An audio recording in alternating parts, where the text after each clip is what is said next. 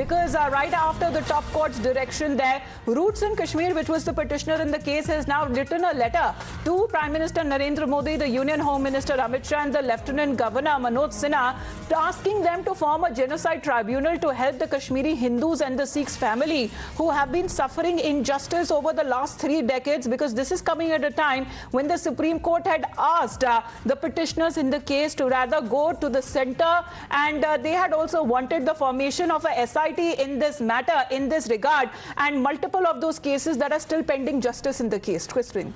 Pradeep is also joining us. Now, Pradeep, we heard from the top court very recently ask we the citizens to withdraw its petition and instead reach out to the central government, to the concerned authorities, and raise the issue with them. As far as this very NGO is concerned, Roots in Kashmir, a curative petition filed by this NGO is also pending before the court. But what more can you tell us about the letter now that they've written to the Prime Minister, Home Minister and the Lieutenant Governor?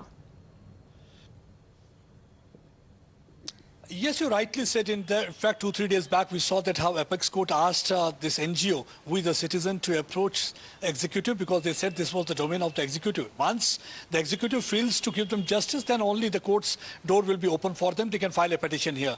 Now they have done, after the court's direction, they have written a letter.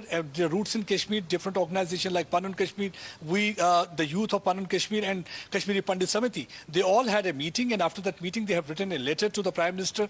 A letter has also been written to Lieutenant Governor Manoj Sinha and the Home Minister. In that letter, they want that there should be formation of the Genocide Tribunal. That means all those cases against the Kashmiri Pandits, the violence-related cases where many of them had lost their lives, they had to abandon their hearths and home, that should be investigated properly, and there should be a genocidal law also. The third thing is that if you really want to rehabilitate Kashmiri Pandits, there should be one place where that should be administered by the central government, that should be allotted for the Kashmiri Pandits, where they should be made to settle down. And the fourth point they have asked is the relocation of the Kashmiri Pandits, because we have seen that the horror of the targeted killing that has started in 90s, that is even continuing today.